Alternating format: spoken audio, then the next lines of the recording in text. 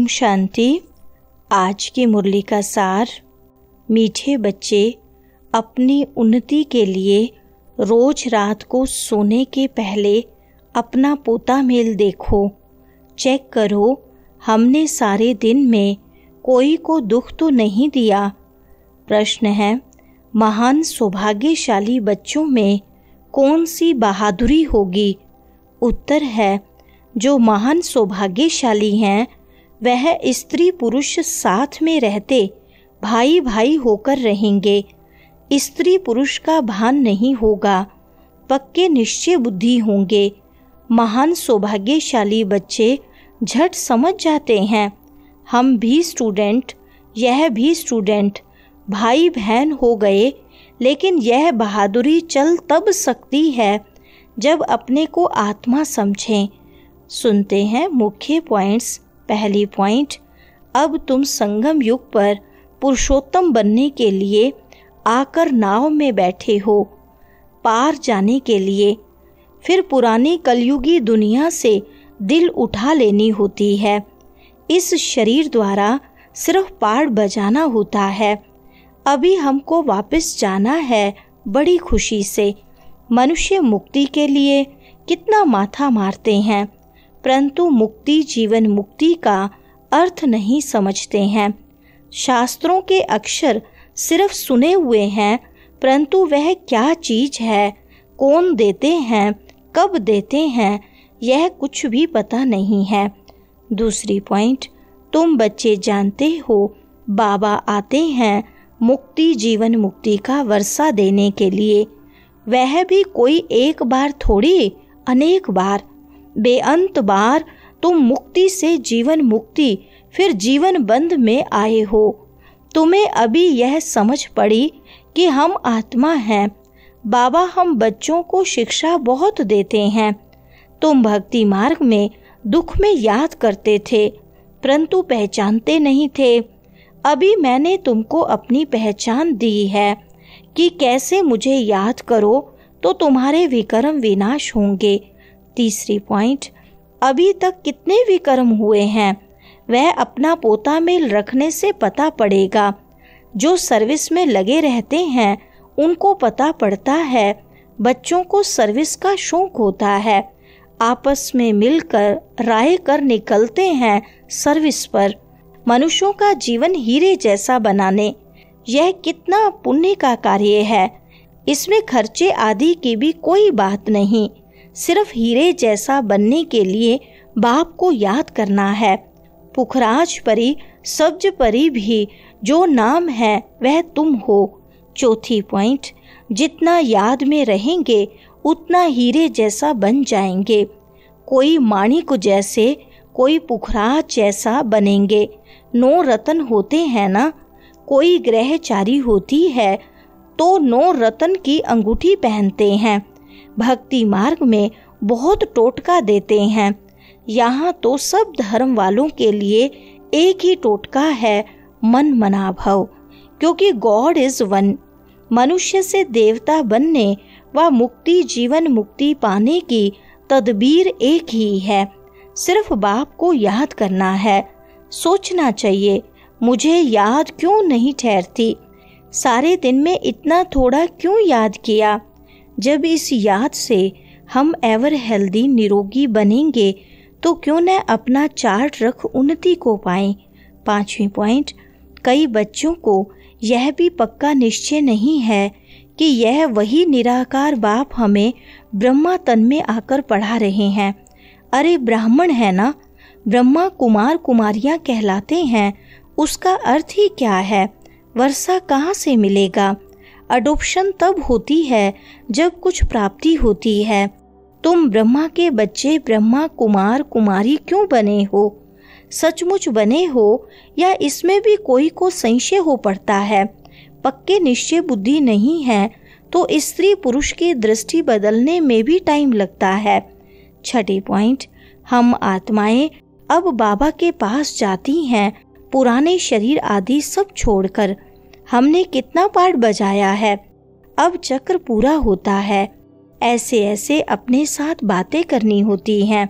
जितना बात करते रहेंगे उतना हर्षित भी रहेंगे और अपनी चलन को भी देखते रहेंगे कहाँ तक हम लक्ष्मी नारायण को वरने लायक बने हैं।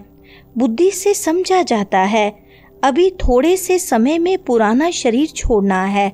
तुम एक्टर्स भी हो ना, कर्मातीत अवस्था होने में टाइम लगता है। 7वां पॉइंट, तुम बेहद के सन्यासी राजयोगी हो। इस पुराने शरीर का भी बुद्धि से संन्यास करना है। आत्मा समझती है इनसे बुद्धि नहीं लगानी है। बुद्धि से इस पुरानी दुनिया पुराने शरीर का संन्यास किया है। अभी हम आत्माएं जाती हैं, जाकर बाप से मिलेंगी। सो भी तब होगा जब एक बाप को याद करेंगे, और किसको याद किया तो स्मृति जरूर आएगी। फिर सजा भी खानी पड़ेगी और पद भी भ्रष्ट हो जाएगा। जो अच्छे अच्छे स्टूडेंट होते हैं वह अपने साथ प्रतिज्ञा कर लेते हैं कि हम स्कॉलरशिप लेकर ही छोड़ेंगे।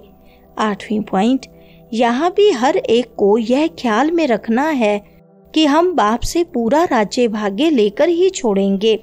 उनकी फिर चलन भी ऐसे ही रहेगी। आगे चल पुरुषार्थ करते करते गैलप करना है। वह तब होगा जब रोज शाम को अपनी अवस्था को देखेंगे। बाबा के पास समाचार तो हर एक का आता है ना। किसको तो बाबा कह भी देते कि तुम्हारी यह लक्ष्मी नारायण बनने जैसी शक्ल दिखाई नहीं पड़ती। चलन खान पान आदि तो देखो, सर्विस कहाँ करते हो, फिर क्या बनेंगे। फिर दिल में समझते हैं हम कुछ करके दिखाएं। 9वां पॉइंट, पिछाड़ी में सब पता पड़ेगा कि हम क्या बनेंगे, फिर कुछ नहीं कर सकेंगे। कल्प कल्पांतर की यह हालत हो जाएगी। अभी पुरुषार्थ करने की मार्जिन बहुत है। त्रेता के अंत तक 16,108 की बड़ी माला बननी है।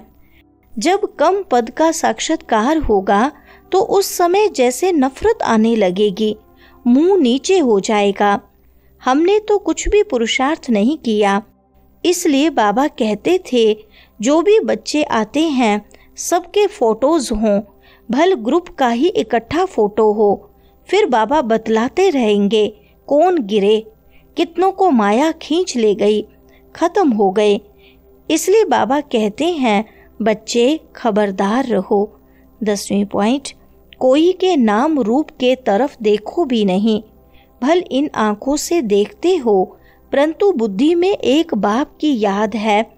तीसरा नेत्र मिला है, इसलिए कि बाप को ही देखो और याद करो। देह अभिमान को छोड़ते जाओ।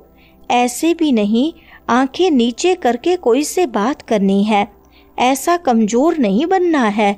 देखते हुए बुद्धि का योग अपने बिलवर्ड माशू की तरफ हो। इस दुनिया को देखते हुए अंदर में समझते हैं यह तो कब्रिस्तान होना है, इनसे क्या कनेक्शन रखेंगे। 11वां पॉइंट, तुम बच्चे जब प्रदर्शनी आदि समझाते हो तो 1000 बार मुख से बाबा बाबा निकलना चाहिए। बाबा को याद करने से तुम्हारा कितना फायदा होगा। यह बाबा शब्द खूब अच्छी तरह से घोटते रहो। सारा दिन बाबा बाबा करते रहना चाहिए, दूसरी कोई बात नहीं। बच्चों को प्रदर्शनी में समझाने का बहुत शौक होना चाहिए। अगर कहाँ देखें हम नहीं समझा सकते हैं तो कह सकते हैं हम अपनी बड़ी बहन को बुलाते हैं, क्योंकि यह भी पाठशाला है ना, इसमें कोई कम कोई जास्ती पढ़ते हैं। इस कहने में देह अभिमान नहीं आना चाहिए।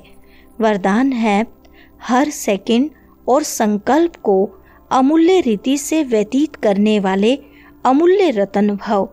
विस्तार है संगम युग के 1 सेकंड की भी बहुत बड़ी वैल्यू है। जैसे 1 का लाख गुना बनता है, वैसे यदि 1 सेकंड भी व्यर्थ जाता है तो लाख गुना व्यर्थ जाता है। इसलिए इतना अटेंशन रखो तो अलबेलापन समाप्त हो जाएगा। अभी तो कोई हिसाब लेने वाला नहीं है, लेकिन थोड़े समय के बाद पश्चाताप होगा, क्योंकि इस समय की बहुत वैल्यू है।